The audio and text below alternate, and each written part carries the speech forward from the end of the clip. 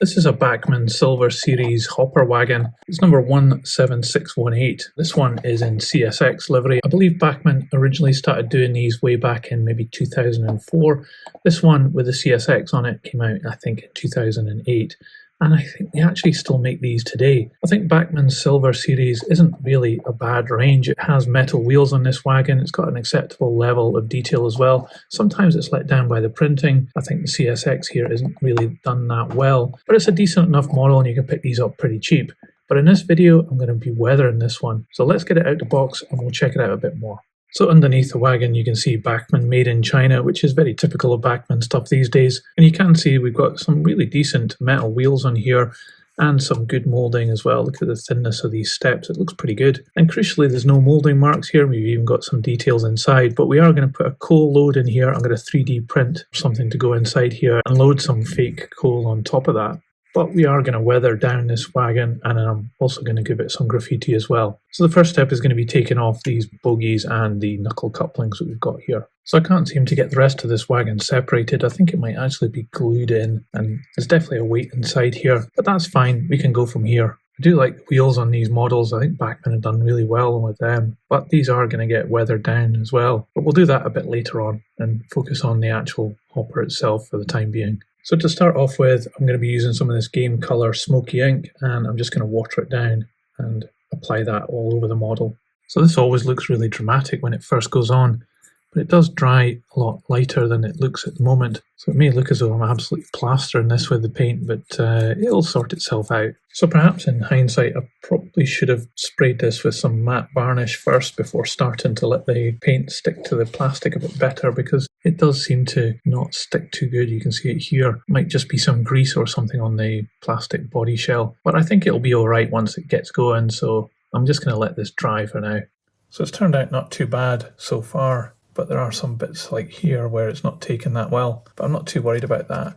Also underneath it's not great, but I'm going to spray can this with some dust later on. So the next bit, I'm actually going to add some depth using this burnt sienna. This is just kind of like cheapy acrylic paint in my opinion. So again, it's just going to be a wash of this stuff. So it always looks more dramatic than it actually is. It'll dry off and be a lot less pronounced and quite subtle, I think. Because it's mostly water here, it's not much pigment in the paint. Yeah, I'm definitely starting to think that I should have sprayed this with matte varnish before I started. There must be some kind of grease or something on the plastic that's not making the paint stick that well. Never fear, I think it might be okay in the end. So let's keep at it.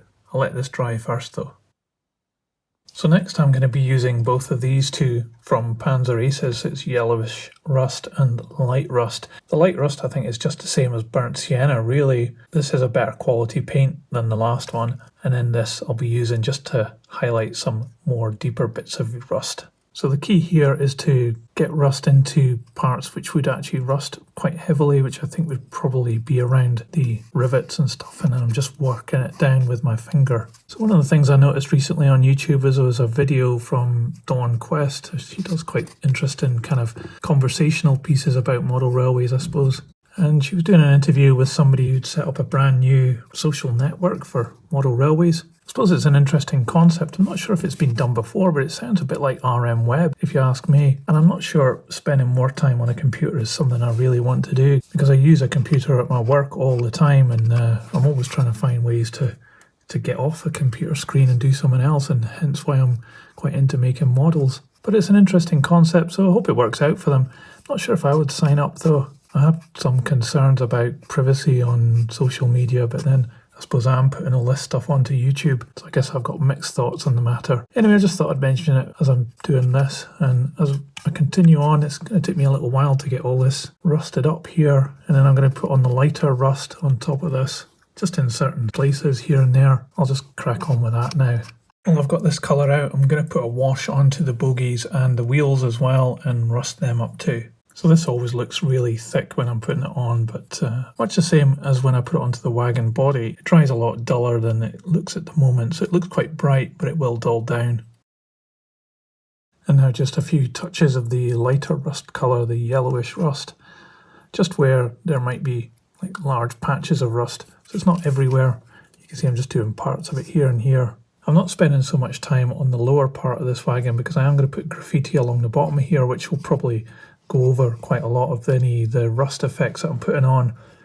So it's more just up at the top here where the brackets are, and maybe just at the ends of the wagon I'm putting this little bit of yellowish rust, and you only need a little tiny bit. The key thing here is, I guess, not to overdo it, although this is a very heavily weathered wagon by the looks of it. Okay, I'm going to start to put some graffiti on this, and to begin with I'm using just some Citadel Colour Blue and some Dead White from Game Colour. Just going to mix up a kind of light blue shade with these two.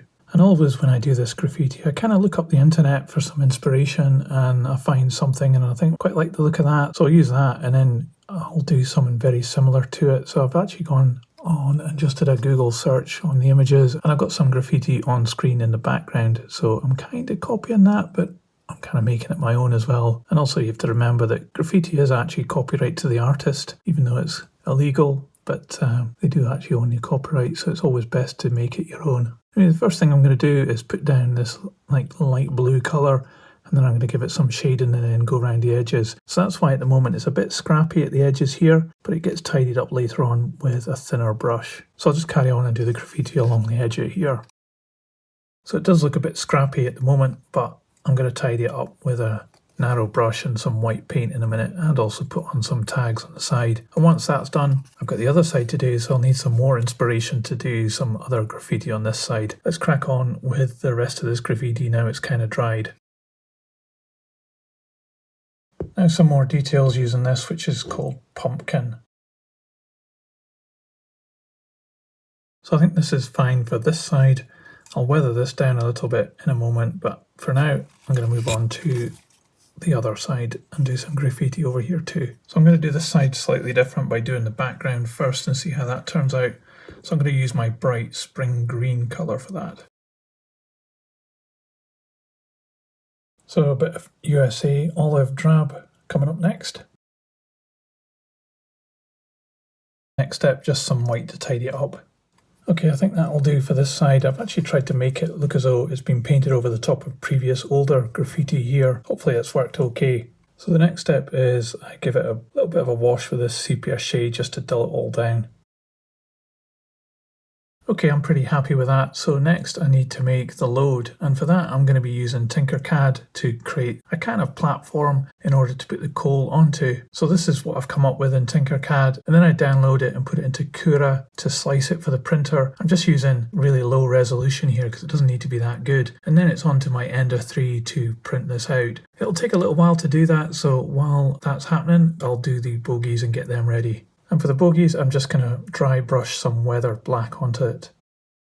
For the wheels, if these were plastic, I normally put on gunmetal on here to make them shiny, but you can see that these wheels are actually really nice already. So what I'm going to do is just scrape off the paint off the treads, and then I think we're able to put these back into the bogies. So before I can put the bogies back on, I need to take this wagon outside, give it a spray of some kind of sandy colour. It'll be Humbrol spray paint, and once that's dry, I'll come back in and I'll put the bogies back on.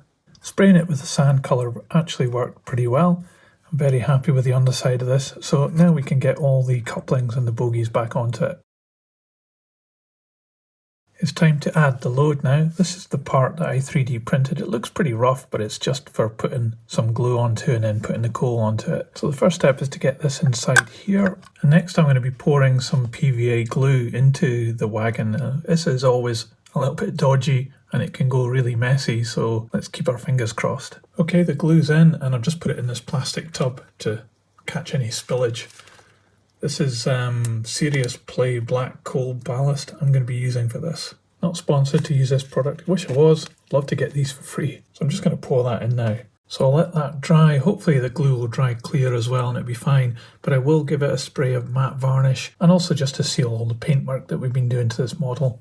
And here is the final model after I've given it a spray of matte varnish.